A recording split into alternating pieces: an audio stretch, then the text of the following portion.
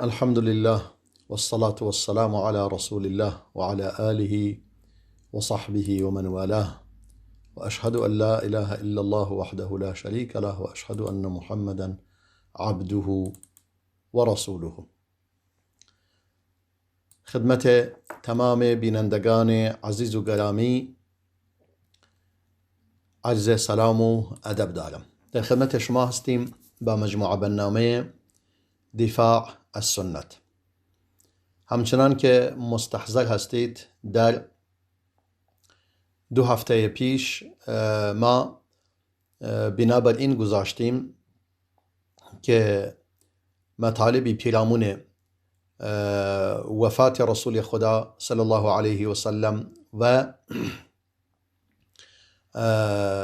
غسل و کفن و دفن ایشان مطالبی را بیان کنیم تا یک روشنگری باشد و یک پاسخ محکمی باشد علیه روافض که به گونه این قضیه را بیان می کنند گویا اصحاب رسول الله صلی الله علیه و سلم پیامبر خود به کفن و دفن رسول الله صلی الله علیه و سلم بی توجه بودند و اهمیت کمی برایش قائل بودند که این یک افترای بزرگی است در حقیقت. و ما در مورد وفاتش یک جلسه صحبت کردیم و حادثی مخصوصا در صحیح بخاری بیان نمودیم و کل اون حادث در صحیح بخاری بودن در واقع. و اکنون به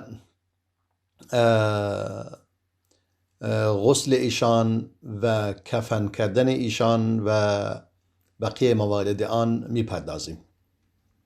گفتیم رسول خدا صلی الله علیه و سلم در روز دوشنبه 12 ربیع الاول در سال 11 هجری برابر با 633 میلادی وفات یافت، در حالی که عمر مبارکش 63 سال بود و در آغوش ام المؤمنین عایشه وفات یافت، همچنان که بیان کردیم، و در اتاق ام المؤمنین عایشه و در آغوش ام المؤمنین عایشه. در حالا این مطلب که قبلا بیان کردیم، اکنون به احادیث دیگری می پردازیم پیرامون کفن ایشان و غسل ایشان و نماز خواندن بر ایشان و در واقع دفن ایشان.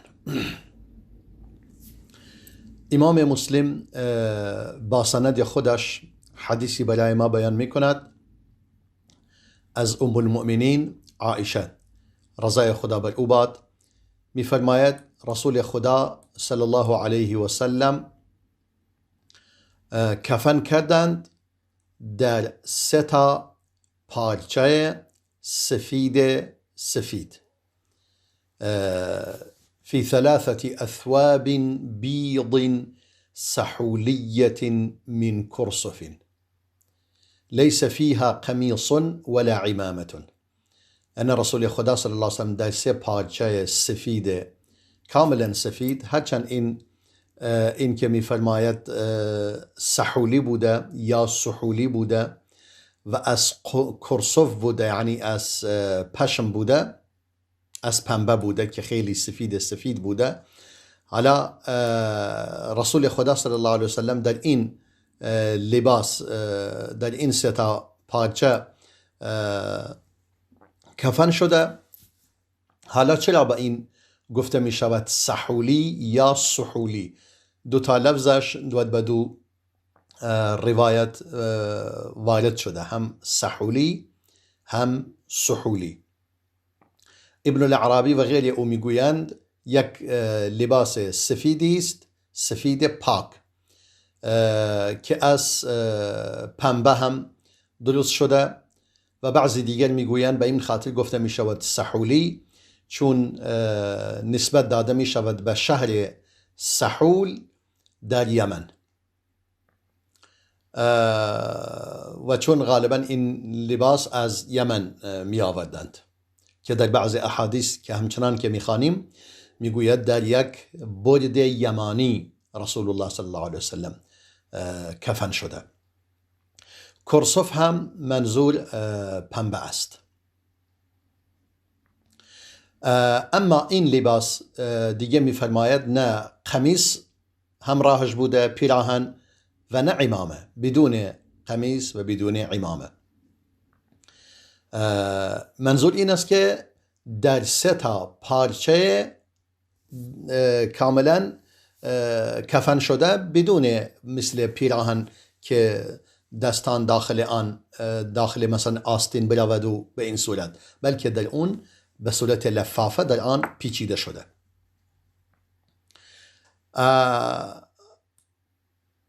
این اشاره می کند به نحوه چگونه در چه لباسی و در چه پارچه‌ای کفن شده. اما الحلة فإنها شبه على الناس فيها أنه اشتريت له ليكفن فيها فتركت الحلة. اما پس چرا بعضی میگویند، یعنی در بعضی روایت اومده گویا در یک حله ایشان کفن شد. حله به لباسی گفته می شود که 3 باشد، یعنی دارای ازار باشد و دارای این ردا میگویند بالا تن ردا، پایین تن ازار، یعنی هم ردا و هم ازار داشته باشد و 3 باشد، از یک رنگ و از یک نوع باشد.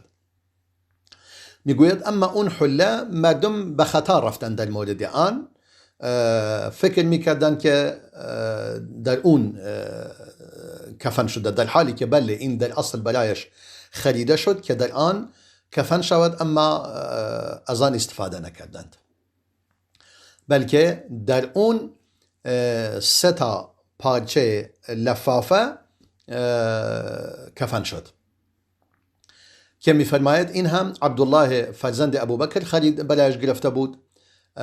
بعداً وقتی که از آن استفاده نشد فرمود من این را برای خودم نگه می‌دارم و خودم در آن سعی می‌کنم، یعنی برای کفن خودم آن را نگه می‌دارم، چون اون پارچه را بر رسول خدا صلی الله علیه و سلم پوشاندند، اون حله، ولی بعداً بیرون آوردند و این عبدالله فرزند ابوبکر صدیق خریده بود. سپس فرمود اگر پروردگار راضی بود از در همون کفن شود، حتما در آن کفن می شد. یعنی اون چیزی که برای رسول الله صلی الله علیه وسلم مقدر بوده که در آن کفن شود، بهترین چیزی بوده که پروردگار برای او خواسته. بعدا می فرماید بعدا آن را فروخت و پولش را به صدقه داد. و در لفظ دیگر می فرماید رسول الله صلی الله علیه و سلم در یک حله یمانی کفن شد، در یک حله یمنی که مال عبدالله بن ابوبکر بود. سپس از او بالاخره بیرون آورده شد و تمام. در نتیجه قول صحیح همین است که الان بیان شد که رسول الله صلی الله علیه و سلم در 3 لفافه و 3 پارچه راست سفید کفن شده. و امام بخاری هم این حدیث را بیان نموده است، یعنی در نتیجه این حدیث همچنان در صحیح بخاری هم به همین لفظ آمده.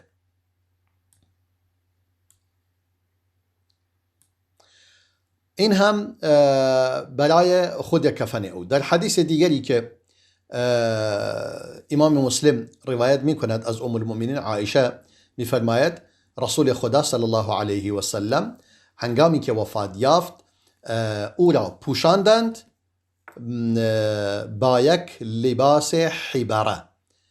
لباس حبره یعنی یک لباسی بود اولا سبز رنگ، بعداً دارای خطوط بود، یعنی در یک لباس خط خطی. میگه یک نوع لباسی است از لباس‌های یعنی عباهای یمنی که به صورت خطوطی در آن وجود دارد. این هم باز ظاهرا فقط او هنگامی که وفات یافت بر او پوشاندنش، یعنی بر روی او کشیدند و او را پوشاندند. و این یعنی معمولا کسی که وفات میکند سری او را میپوشانند و این کار درستیه و که رسول خدا هم همین کار رو بر رسول خدا انجام دادند.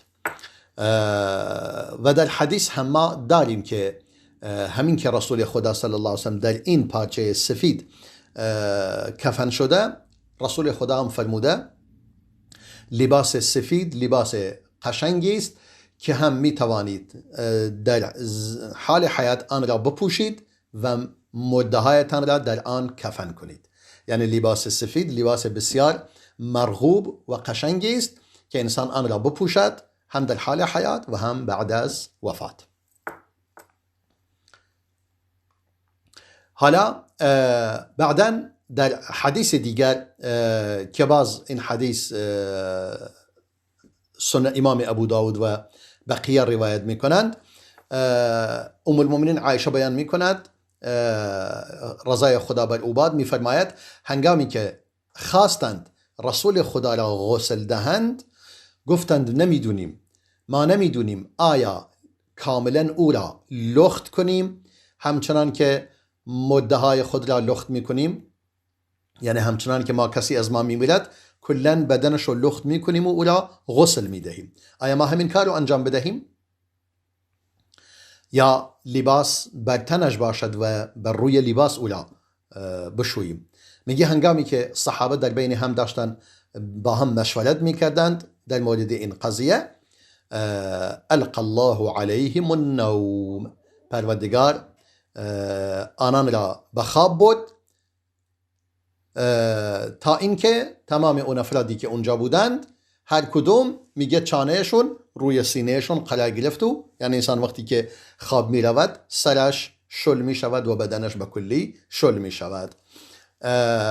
سپس میگه در خواب یک نفری به آنان از گوشه ای از اتاق به آنان صحبت کرد، نمیدونستن اون چه کسی است، گفت اغسلوا النبی صلی الله علیه و سلم و علیه ثیابه، فرمود او را غسل دهید در حالی که لباسهایش بر او باشد، یعنی لباسش بیرون نیاورید مثل خودتون، بلکه باید پوشانده باشد. البته اینم را عرض کنم که اصل بر این است که اون کسی که غسل داده می شود کاملا عورتش یعنی لخت نشود، بلکه اولا زن باید بشوید، مرد هم مرد باید بشوید.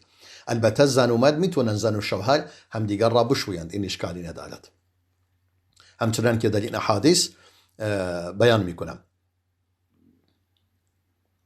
و روایت شده در این حدیث بیان شده که سالم فرزند سالم ابن عبید رضای خدا بر او باد میفرماید ابو بکر الصدیق رضای خدا بر او باد به آنها دستور داد که پسر بنو ابیهی، فرزندان پدرش، یعنی خانواده پدر رسول خدا صلی الله علیه وسلم او را غسل دهند، یعنی به دستور امام ابو بکر الصدیق. یعنی در این بکلی در مراسم فوت رسول خدا صلی الله علیه وسلم و قبل از وفات رسول الله و بعد از وفات رسول الله و در مورد دفنش و در مورد نمازش و در مورد تمام چیزها با ابو بکر الصدیق مشورت می شود و ابو بکر الصدیق است که در این زمینه نظر می دهد و که چه کار کنند و چه کار نکنند. مثلا الان وقتی که ما میاییم نگاه کنیم به این حدیثی که امام ترمذی در شمائل بیان می کند در مورد وفات رسول خدا صلی الله علیه و سلم، کلن تمام چیزی که میخواهند سوال کنند از امام ابو بکر الصدیق سوال میکنند. یعنی در اینجا مشخص می شود که ابو بکر صدیق دارای چه جایگاهی بوده؟ مثلا هنگامی که وفات میکند کسی جرأت نمیکند بگوید وفات یافته، به دلیل اینکه امام عمر به شدت عصبانی میشود و میگوید هر کسی بگوید رسول الله وفات یافته من با این شمشیرم او را خواهم زد. تا اینکه ابو بکر صدیق میآید و رسول امام ابو بکر هنگامی که رسول الله وفات یافت حزن نداشت، بلکه رفته بود به سنح، در اونجا یک خانه دیگری داشت، کاری داشت اونجا، خبر به او دادند و یعنی مهم این است که او در اونجا حزن نداشته، صحابه به او خبر دادن هرچی سریعتر بیاید و که رسول الله وفات یافته. وقتی که میآید تنها کسی که قضیه را مثل این که همه مسائل را حل و فصل می کند و تمام کارها را ردیف می کند، مدیریت می کند، امام ابو بکر است. و این بود که رسول خدا هم صلی الله علیه و سلم قبل از وفاتش دستور می دهد که ابو بکر صدیق امام شود و برای مسلمانان نماز ادا کند. یعنی اتفاق نیفتاد یک بار به یک کس دیگری دستور بدهد که پیش نماز مسلمانان شود جز ابو بکر صدیق. در این نتیجه ما متوجه می شویم به صورت خیلی واضح و روشن که ابو بکر صدیق این جایگاهی را که به دست آورده این چیزی بوده طبیعی و از رسول خدا دریافت کردند. چون هنگامی که میگه رسول خدا صلی الله علیه وسلم که بیمار بود، اغمی علی رسول الله صلی الله علیه وسلم، در روزهای آخرش او بیهوش میشد در بیماریش، فافاق، بهوش می آمد، فرمود حضرت الصلاة، آیا وقت نماز فلا رسیده؟ قالوا نعم، فقالوا نعم، گفتن بله. فقال مروا ابا بکر، مروا بلالا فليؤذن ومروا ابا بکر ان يصلي للناس. فرمود به بلال بگویید اذان بگوید و به ابو بکر دستور بدهید که برای مردم نماز بخواند. این نکته واضح و روشن است که رسول الله صلی الله علیه و سلم میخواسته او باشد. یا مثلا مروا ابا بکر فلیصلی بالناس، هنگام دوباره بیهوش میشد، دوباره که بهوش می آمد برای بار دوم، دوباره سوال پرسید آیا نماز وقتش فرا رسیده؟ گفتن بله. فرمود بگویید به بلال اذان بگوید و بگویید به ابو بکر برای مردم نماز بخواند. عایشه میفرماید در اینجا در بار دوم ام المؤمنین عایشه دخالت میکند، میگه گفتم پدر من مرد بسیار دلنرمی است، اگر در جایگاه تو قرار بگیرد حتما گریه میکند و نمیتواند نماز را ادا کند. ای رسول خدا، اگر دستور میدادی غیر از ابو بکر این کار رو انجام بده بهتر بود. بعدا رسول خدا صلی الله علیه وسلم بیهوش شد، دوباره بهوش رفت و از هوش رفت و دوباره بهوش آمد. فرمود مروا بلالا فلیؤذن، فرمود دستور بدهید به بلال اذان بگوید و دستور بدهید به ابو بکر نماز را بخواند برای مردم. بعدا فرمود عصبانی شد رسول الله، فإن كن صواحب او صواحبات یوسف، فرمود شما ای زنان، یعنی رو به عایشه صدیقه فرمود شما ای زنان همونایی هستید که اون بلا را بر سر یوسف آوردید. یعنی منظورش این است من دارم میگویم این، شما چرا نظر دیگری میدهید؟ بعدا دستور داده شد برای بار سوم که رسول الله از یعنی بیدار می شود و از یعنی بهوش می آید، باز هم دستور می دهد به ابو بکر بگویید و غیر از ابو بکر کسی دیگری نه، فقط ابو بکر باید امام شود برای مسلمانان. یعنی با این کارش رسول الله صلی الله علیه وسلم کاملا مشخص می کند که چه کسی شایستگی جانشینی او را دارد. بعدا دستور دادند و برای مردم امام ابوبکر امام شد، برای مردم نماز خواند. بعدا رسول خدا صلی الله علیه وسلم احساس کرد یک کمی داره سبک شده، فرمود 2 نفر کسانی بیایند که منو بغل کنند و منو به مسجد برسانند. این بود که آمد و میگه بریره و مرد دیگری با هم آمدند که اون مرد عباس بود ظاهرا. بله، که مرد دیگری آمدند زیر بغل رسول خدا را گرفتند صلی الله علیه و سلم و تا وارد مسجد شد و ابوبکر را دید. هنگامی که ابوبکر را دید، ابوبکر خواست که عقب بیاید، بلا اما رسول خدا فرمود جای خودت همونجا نگه، همونجا بمان و همونجا ثابت باش و نماز را ادامه بدهد، تا اینکه ابوبکر نمازش را ادامه داد. سپس رسول خدا صلی الله علیه وسلم وفات یافت، یعنی در همون روز وفات یافت. البته نه همین الان، همون روز وفات یافت. بعد از این نماز صبح بود، برای تقریبا بعد از آن اواخر در وسط روز رسول خدا صلی الله علیه وسلم وفات یافت. این بود که هنگامی که مردم اینو وضعیت رو دیدند و رسول خدا وفات یافت و ابوبکر صدیق اونجا نبود، این بود عمر گفت والله لا اسمع احدا يذكر ان رسول الله صلی الله علیه وسلم قبض الا ضربته بسيفي هذا. فرمود قسم به خدا اجازه نمیدهم کسی نباید بشنوم کسی بگوید رسول الله وفات یافته، وگرنه با این شمشیر اولا خواهم زد.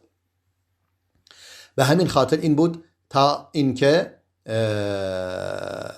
گفتند ای سالم انطلق الى صاحب رسول الله صلی الله علیه و سلم فادعوه. گفتند ای سالم برو دنبال ابوبکر صدیق، او را بخوان که برگردد تا قضیه را حل و فصل کند. میگه منم آمدم پیش ابوبکر و او در مسجد بود و آمدم و گریه می کردم. هنگامی که اینو دید فرمود آیا رسول خدا وفات یافته؟ گفتم. عمر گفته از کسی بشنوم بگوید وفات یافته میکشمش، او را میزنم با این شمشیر. اونم گفت پس بریم. میگه رفتم و آمد و مردم اونجا بودن پیش رسول خدا صلی الله علیه وسلم. گفت ای مردم را باز کنید. راه را برای امام ابوبکر باز کردند و آمد و خود را بر روی رسول خدا یعنی مثل که بر او نزدیک شد و فرمود انک میت و انهم میتون. فرمود بله تو فوت کرده اید و میمیرید و دیگران هم مردم هم میمیرند. گفتند اینجا سوال میکنن یا صاحب رسول الله صلی الله علیه و سلم اقبض رسول الله صلی الله علیه و سلم. گفتند ای صاحب رسول خدا، یعنی بلفظ صاحب رسول الله اولا اسم می آورند. گفتن ای صاحب رسول خدا آیا رسول الله فوت کرده؟ فرمود بله. دیگه آنها یقین پیدا کردن که رسول الله وفات یافته. نگاه کن در اینجا تنها کسی که از او سوال می شود ابوبکر صدیق است که در اونجا حضور نداشته، ولی مردم می روند که او را بیاورند و از او مدیریت را به عهده بگیرد. فعلموا ان قد صدق، دیگه متوجه دانستن که راست فرموده. قالوا یا صاحب رسول الله، گفتن ای صاحب رسول خدا ای صلی علی رسول الله، آیا بر رسول خدا نماز جنازه خونده می شود؟ یعنی نیازی هست بر او نماز جنازه خونده شود؟ قال نعم، فرمود بله. و قالوا و کیف، گفتن پس چگونه نماز جنازه بر او خونده شود؟ قال يدخل قوم فيكبرون ويصلون ويدعون ثم يخرجون. فرمود گروه، چون این رسول خدا صلی الله علیه وسلم در اتاق ام المؤمنین عایشه وفات یافته و در همون اتاق در اونجا غسل داده می شود و همونجا کفن می شود و همونجا بر او نماز خونده می شود و همونجا هم دفن می شود. یعنی تمام کاری که انجام گرفته در همون اتاق بوده. یک اتاق کوچیکی بوده، اتاق بزرگی که نبوده. فوقش 3/4 بوده، بیشتر از این که نبوده. یک اتاق کوچک، نمیشه تمام مردم برن اونجا وارد شوند و در اونجا به صورت جماعت بر رسول خدا نماز جماعت بخوانند.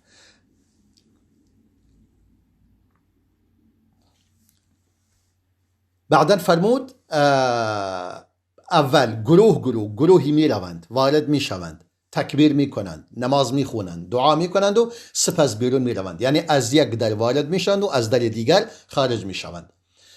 سپس قوم دیگری وارد میشوند و تکبیر میکنند و نماز میخونند و دعا میکنند و خارج میشوند.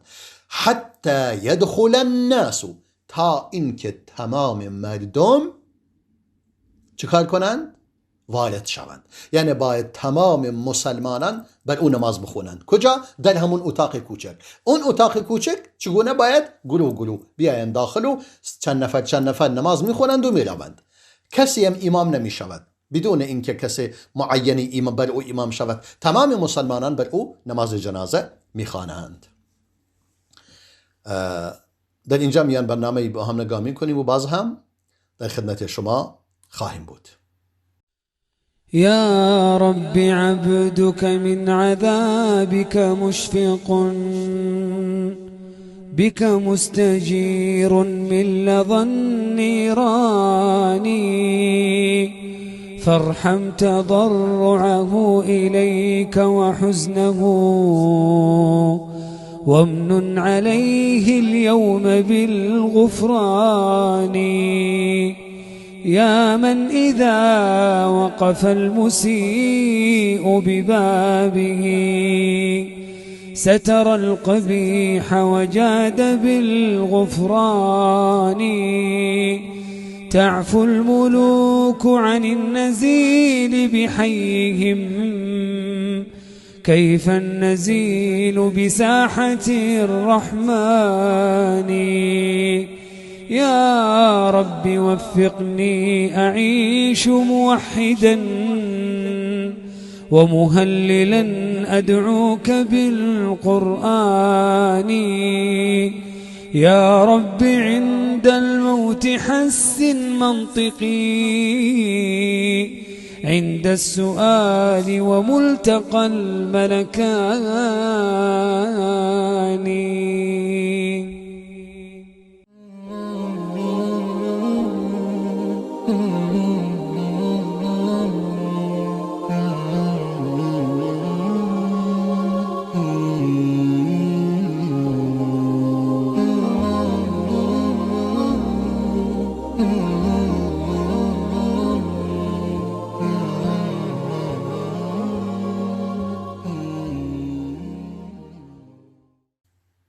با عرض سلام مجدد خدمت شما بینندگان عزیز و گرامی. داشتیم اون حدیث را بیان می کردیم که نگاه می کنیم امام ابوبکر صدیق محوریت کاملی دارد در مورد یعنی قبل از وفات رسول الله و بعد از وفات رسول الله صلی الله علیه و سلم، و این کاملا یک پاسخ دندان شکنی است برای روافض، دشمنان خدا و رسول خدا و اصحاب رسول الله و دشمنان دین خدا، در واقع دشمن خدا و رسول، دشمنان خدا و رسول، که در اینجا هم رسول الله صلی الله علیه و سلم ابوبکر را محور قرار داده برای در ایام بیماریش برای نماز جماعت، و هم صحابه این را درک یافته اند و فهمیده اند که اوست مدیریت می کند که رسول الله وفات یافته، که رسول الله باید غسل شود، که رسول الله باید دفن شود، که رسول الله باید بر اون نماز جنازه خونده شود. این بود که دوباره از امام ابوبکر پرسیدند، قالوا یا صاحب رسول الله صلی الله علیه و سلم ایدفن رسول الله صلی الله علیه و سلم، آیا رسول خدا دفن می شود؟ یعنی نیاز دارد به دفن کردن؟ قال نعم، فرمود بله. قالوا این، گفتند پس کجا باید دفن شود؟ قال فی المکان الذي قبض الله فیه روحه، فرمود همون جایی که خداوند متعال جان او را گرفته، همونجا که جانش گرفته همونجا دفن می شود، همونجا که دراز کشیده بود در آغوش ام المؤمنین عایشه. فإن الله لم يقبض روحه إلا في مكان طيب فعلموا أن قد صدق. چون گفتند امام ابوبکر فرمود پروردگار جان او را نگرفته جز در جای پاکی، و میگه همه صحابه متوجه شدند و دانستند که امام ابوبکر راست گفته. سپس ثم امرهم ان یغسله بنو ابیه، سپس امام ابوبکر دستور داد که فرزندان پدرش، یعنی اقوام پدرش، او را بشویند. در نتیجه امام علی و فضل ابن عباس و اسامه و شقران که بده آزاد شده رسول الله بود، این چند نفر او را شستند. امام علی، فضل ابن عباس و اسامه ابن زید که زید محبوب رسول الله بود و اسامه هم فرزند محبوب رسول الله بود و شقران هم که بده آزاد شده رسول الله بود. این چند نفر رسول خدا را غسل دادند به دستور امام ابوبکر. و اینجا کاملا جایگاه امام ابوبکر روشن می شود و تا اینکه آنها این کار را انجام دادند در اینجا بود که مهاجرین و انصار با هم جمع شدند و امام ابوبکر را انتخاب نمودند به عنوان خلیفه. یعنی گفتن از وقت استفاده کردند، اونها تا او را غسل میدهند و کار او را تکمیل میکنند و مسلمانان امام ابوبکر مدیریت کرده بود، گروه تمام مردم مدینه و حتی اطراف مدینه آمدند بر رسول خدا صلی الله علیه و سلم نماز جنازه خواندند.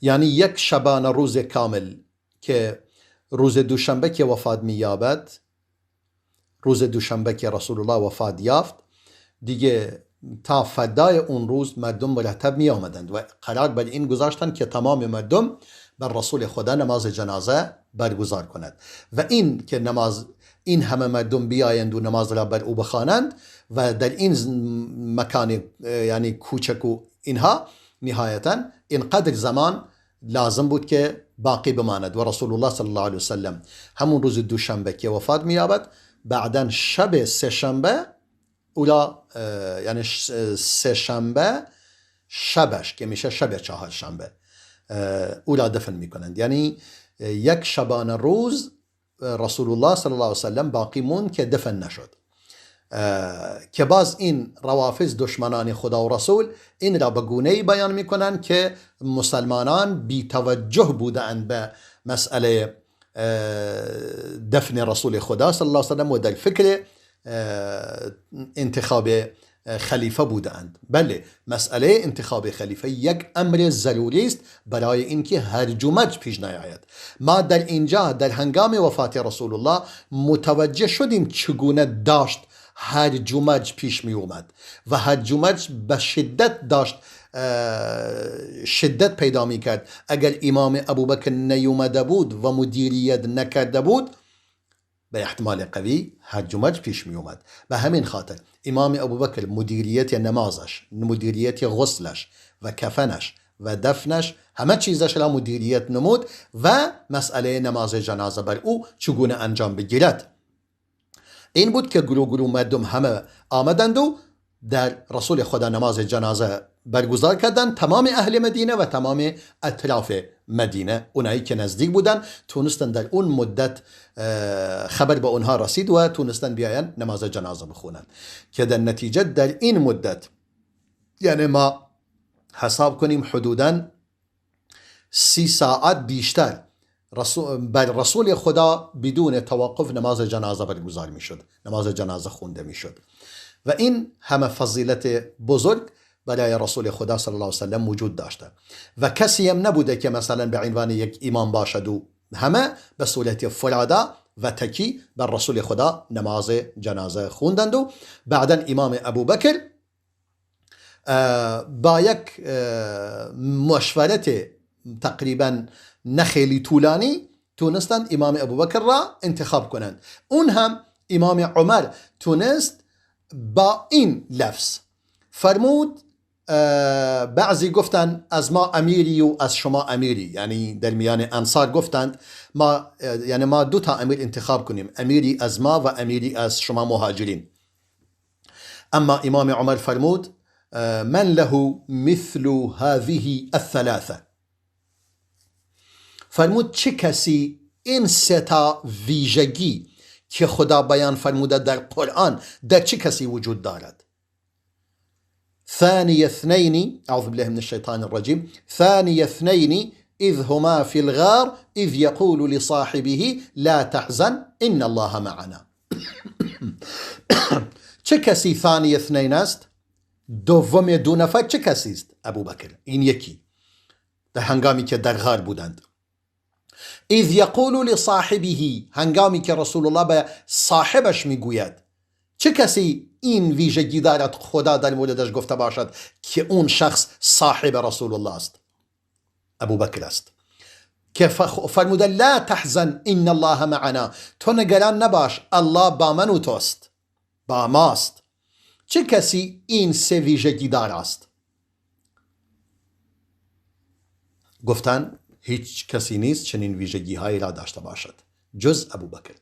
قال ثم بسط يده فبايعوه وبايعه الناس بیعتا حسنة جمیلة. سپس امام عمر دستش را دراز کرد و گفت به امام ابو بکر بیا دستانت را بیار. او بیعت به او داد و تمام مردم به صورت بسیار زیبایی به امام ابو بکر بیعت دادند.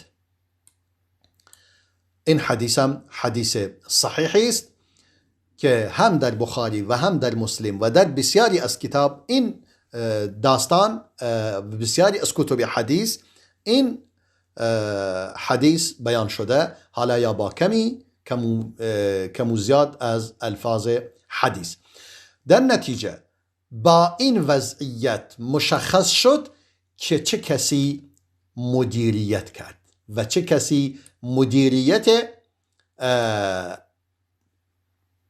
وفات رسول خدا، نماز، کفن، دفن و همه چیز.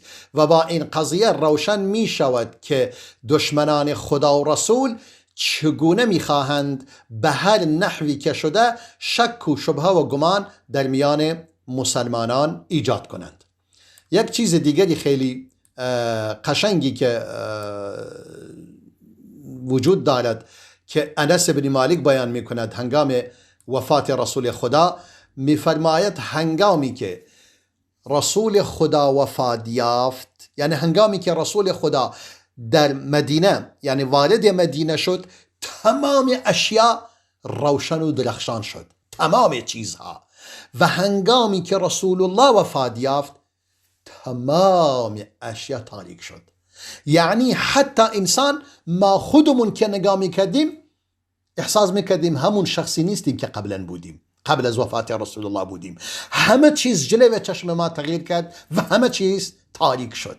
تمام دنیا جلوی چشمان ما تاریک بود. این بود که اصحاب رسول الله علیهم رضوان الله چگونه بودند و چه محبتی داشتند نسبت به رسول خدا.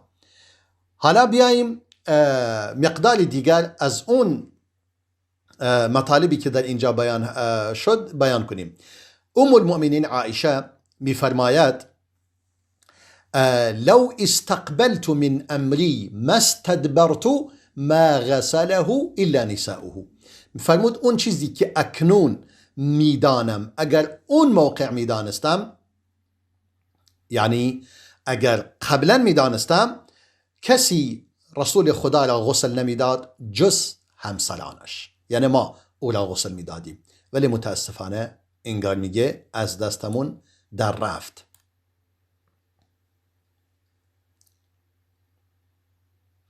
امام علی هنگامی که رسول خدا را میشست میفرماید نگاه میکرد ببیند چیزی بر بدن رسول خدا وجود دارد که آن را مثلا بد دارد و مثلا آثاری چیزی وجود دارد، چیزی مثلا بدی، دید هیچ چیزی را نمییابد. فرمود بی ابی الطیب طبت حیا و طبت میتا، فرمود پدرم فدایت شود ای کسی که پاک و پاکیزه هستید، واقعا در حالت حیات پاک بودی، خوشبو بودی و در بعد از وفاتم پاک و خوشبو هستید. الله اکبر. و امام ابوبکر صدیق هم هنگامی که از صلح برگشت و خواست که رسول خدا را آمد و چشمش به رسول خدا افتاد، سریع آمد و پیشانی رسول خدا را بوسید، پیشانی رسول خدا را بوسید و فرمود طبت حیا و میتا، فرمود واقعا در حالت چه در حالت زنده و چه در حالت مرده پاک و خوشبو هستید. یعنی همون مطلبم امام علی فرمودند. اینها مواردی بودن به نظرم با این مطالبی که بیان شد مشخص شد که رسول خدا صلی الله علیه و سلم نه اینکه اصحاب رسول الله نسبت به او بی توجه نبوده اند، بلکه توجه خوبی داشتند و مدیریت بسیار قشنگی کردند و بدون هیچ مشکلی تونستند در اون مدت زمان هم این مدیریت رو داشته باشند که بدون اینکه خیلی طول بکشد تونستند جانشین رسول خدا را صلی الله علیه وسلم انتخاب کنند، هرچند با رسول خدا صلی الله علیه وسلم با اعمال و رفتار خودش ثابت کرده بود که چه کسی لیاقت این کارو دارد. و در نتیجه این بود که مسلمانان هم تونستند در این مدت تمام مسلمانان یعنی تمام مسلمانان مدینه و اطراف مدینه، وگرنه بقیه جاهایی که دور بودند که نمی رسیدند، بر رسول خدا نماز جنازه بخونند و نماز جنازه بسیار یعنی وسیع و گسترده که بعضی از اهل علم میگویند 36 ساعت طول کشید این مدت از وقت وفاتش تا زمان دفنش، و در این مدت مرتب مسلمانان صف کشیده و بر رسول خدا نماز جنازه میخواندند. همچنان که در اون حدیث امام ابوبکر دستور داد، فرمود فکانوا یدخلون من هذا الباب فیصلون علیه ثم یخرجون من الباب الاخر، از این باب از این در وارد می شدند، بر او نماز می خواندند، سپس از در دیگر خارج می شدند و صلی الناس علیه افذاذا لا یؤمهم احد، و مردم به صورت تکی بر رسول خدا نماز خوندند و هیچ کسی امام آنان نبود. امام ابن عبدالبر می فرماید نماز مردم به صورت تکی بود و این تمام اهل سیر و تاریخ بر این اتفاق دارند و تمام اهل نقل بر آن اتفاق دارند که رسول الله صلی الله علیه وسلم به صورت فرادا و تکی بر رسول الله نماز جنازه خواندند. و امام ابن کثیر می فرماید این نماز مسلمانان بود بر رسول خدا به صورت فرادا. و امام نووی هم همچنین می فرماید، یعنی هم امام ابن عبدالبر هم امام ابن کثیر و هم امام نووی بیان می کنند که به اجماع به اتفاق اون چیزی که برای ما نقل شده از رسول خدا صلی الله علیه وسلم، یعنی بعد نماز جنازه رسول خدا این گونه بوده که به صورت فرادا انجام گرفته و مشخص شد که به صورت در یک اتاق هم این کار رو انجام گرفته. اتاق یعنی اتاق ام المؤمنین عایشه، جای این نبوده مثلا کسی بگه در تشییع جنازه او چقدر شرکت کردن، دیگه نیازی نیست، در اتاق خودش همونجا که وفات یافته و همونجا دفن شده و همونجا بر او نماز خوانده شده و همونجا غسل شده، کفن و دفن همه چیزش همونجا بوده. امام محمد باقر میگوید الذي الحد قبر رسول الله صلی الله علیه وسلم ابو طلحه، میگه اون کسی که قبر رسول خدا را لحد کرد ابو طلحه بود. آخر ما قبر هم به دو گونه داریم، قبر به صورت لحد به صورت شق، این که مستقیم قبر را کنده شود و به صورت شق یک مانند یک خندقی کنده شود، این می شود شق، که قبر که جنازه را در وسط قبر بر روی شانه راست میخوابانند به جهت قبله. این گفته می شود شق. اما لحد این است که وقتی که مستقیم میری پایین، بعداً از سمت راست سمت راست قبر یک مثل اینکه یک قسمتی به اندازه این که یک شخصی در آن جا بگیرد جاسازی شود، مثل اینکه کسانی میگن جاسازی کردن، مثل یک چیزی برایش به اندازه جسد یک انسان اونجا کنده می شود از جانب راست قبر. از وقتی که به تهش رسیدید از اون زیر کنده می شود و اون در اونجا گذاشته می شود. در نتیجه در وسط قبر دیگه چیزی وجود ندارد، اون وسط پر از خاک می شود و اونجا را با آجر یا با سنگ فرشی چیزی می بندند تا خاک به سر و صورت او نخورد. و رسول خدا را صلی الله علیه و سلم این گونه دفن کردند به صورت لحد که امام محمد باقر فرموده رسول خدا صلی الله علیه و سلم ابو طلحه برای او اون لحد را انجام داد و کند قسمت لحدش. و ام المؤمنین عایشه می فرماید ما متوجه نشدیم که چه وقتی رسول الله دفن می شود صلی الله علیه و سلم حتی سمعنا صوت المساحی من جوف اللیل لیلة الاربعاء، تا صدای بیلها را شنیدیم در دل شب چهارشنبه، یعنی سه شنبه شب که میشه شب چهارشنبه.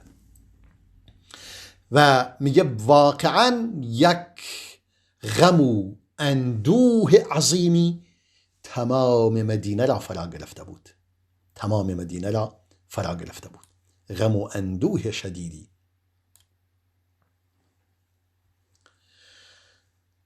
امام ابوبکر فرمود من از رسول الله صلی الله علیه و سلم چیزی شنیدم که اصلا فراموش نکردم و آن هم این است پروردگار هیچ پیامبری را، جان هیچ پیامبری را نگرفته مگر در جایی که دوست داشته همونجا دفن شود.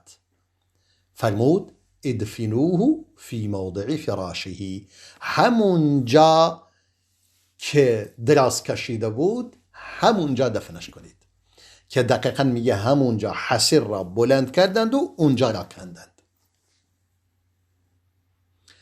و در لفظ دیگر فرمود فإن الله لم يقبض روحه إلا في مكان طيب، پروردگار جانش را نگرفته، جان هیچ پیامبری، مگر در جایی که پاک باشد.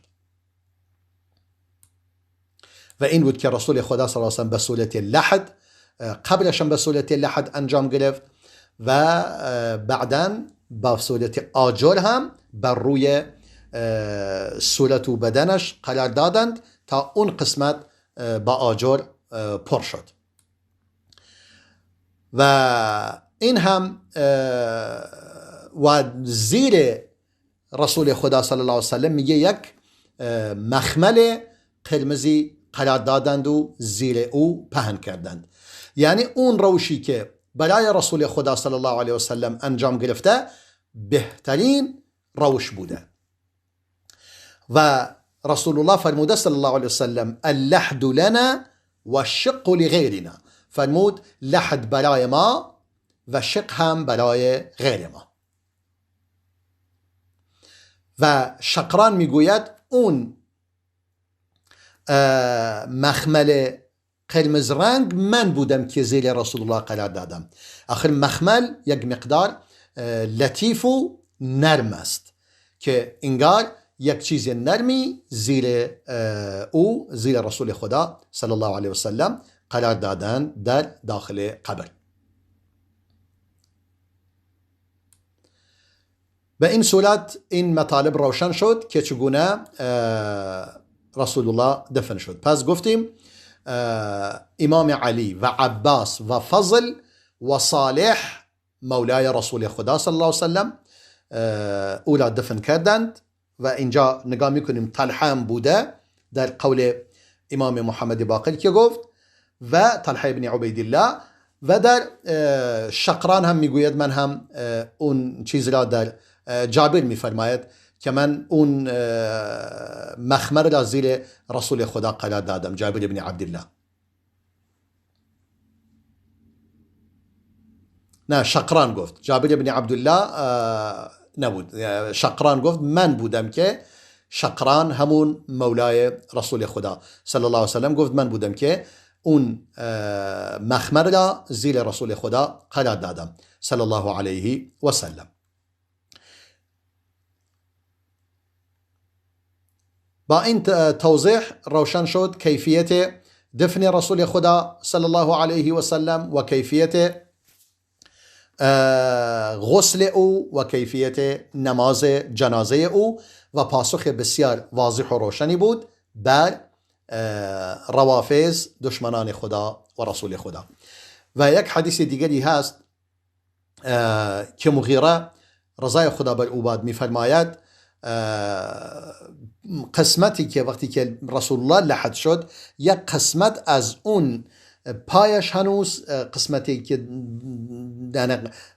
اون قسمتی که مربوط به پایش میشد کامل درست نشده بود.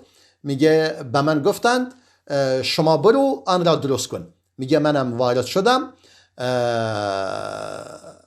و پای مبارک رسول خدا را لمس کردم و بعداً فرمود الان خاک بریزید پایین که من اینجا هستم تا اون آجرها کاملا جای خود بگیرند و خاک را الان بریزید. میگه خاک را بر او ریختن تا نصف ساق پای او خاک آمد و بعداً خارج شد. بعداً همیشه میگفت انا احدثكم عهدا برسول الله صلی الله علیه وسلم. میفرمود من آخرین کسی هستم که در آخرین لحظات به رسول خدا را صلی الله علیه وسلم لمس نموده ام و با رسول خدا تماس داشتم. یعنی این همیشه به عنوان یک افتخار بیان میکرد. پس در اینجا نگاه میکنیم مغیره هم وارد این کار بوده، در هنگام دفن حضور داشته. و قبل رسول خدا صلی الله علیه وسلم رفع قبره من الارض نحو من شبر. قبل رسول خدا صلی الله علیه وسلم به اندازه یک وجب از زمین بالاتر بود، یک وجب، بیشتر نه. این قبل رسول خدا بود.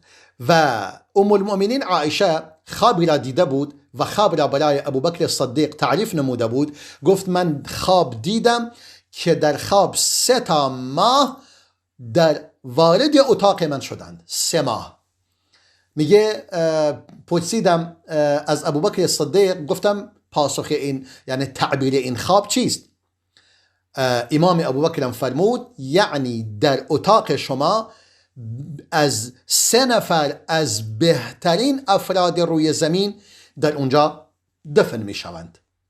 بعدن هنگامی که رسول خدا وفات یافت صلی الله علیه وسلم و در اونجا دفن شد، ابوبکر فرمود ای عایشه این بهترین شخص در میان اون 3 ماهی بود که قرار بود در اتاق شما دفن شوند. این اولینشون و بهترینشون دفن شده. 2 تای دیگر دفن می شوند و این تعبیر خواب ام المؤمنین عایشه بود که واقعا همچنان شد. ماه اول رسول خدا، ماه دوم امام ابوبکر صدیق و ماه سوم امام عمر فاروق. و انس بن مالک می فرماید هنگامی که رسول خدا صلی الله علیه وسلم وفات یافت و وقتی که او را دفن کردیم و همه چیز تمام شد، حتی انکرنا قلوبنا ما نفضنا عن النبی صلی الله علیه وسلم الایدیه حتی انکرنا قلوبنا. میگه واقعا دستمون همین که از رسول خدا صلی الله علیه وسلم جدا شد از کارمون، یعنی دستمون از کفن و دفن و کار او تمام شد، واقعا از خودمونم یعنی خود ما هم برای ما غریب شدیم. هیچ چی جای خودش نموند، همه چیز تغییر کرد، همه چیز، حتی خود ما. انکرنا قلوبنا. سبحان الله. میگه هنگامی که با رسول خدا بودیم هممون به یک جهت نگاه می کردیم. هنگامی که رسول خدا وفات یافت هر کسی به این ور و اون ور نگاه می کردیم، دیگه تمام یک جهت داشتیم، ولی بعد از اون جهات عوض شد. سبحان الله.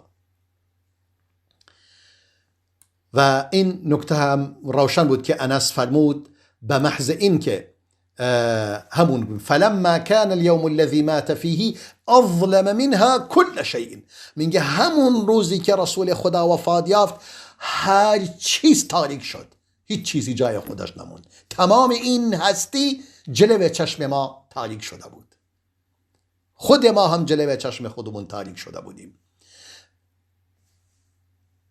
پس میگه من روزی تاریکتر و زشتر از اون روزی ندیدم که رسول خدا در آن وفات یافت.